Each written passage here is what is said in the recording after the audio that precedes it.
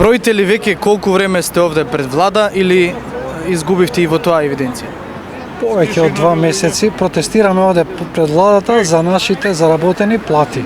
Да им препорачам на нашите парламентарни избраници да не си играат со нас пинг-понг, да не праќаат кај менаџерскиот тим, бидејќи менаџерскиот тим е поставен од нив.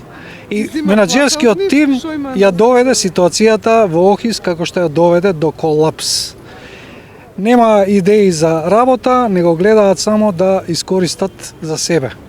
Вие сте секој вторник овде, Да. речиси. Меѓутоа бројот опаѓа. Дали тоа значи дека луѓето изгубија надеж дека ќе им се средат проблемите? Па дали е битен бројот или аргументите кои ги презентираме, што сакаат они? Овде насилие, толпа да им се случи или да ја презентираме аргументи? А остваривте средба со некој од представниците во власта? Остваривме со некои си соработнички кои не знам дали пренеле.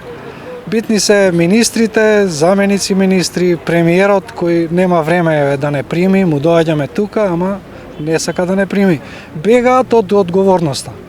Не слушнавме дека нешто се превзема околу продажбата на Охис. Нели зборат дека тие се уште не се откажале од тоа.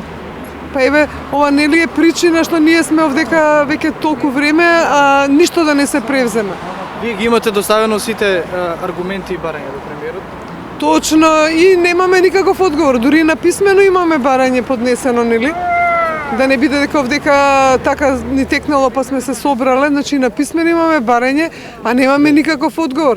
Значи ја не знам дали има за тоа некаков рок, дека треба пример во рок од 10 дена да ни одговори на поставеното писмено барање. Ќе продолжите со... Да, продолжуваме. Ако треба овдека до последен ќе умреме, продолжуваме со штрајкот, да. Затоа што немаме излез друг. Не гледаме друг начин како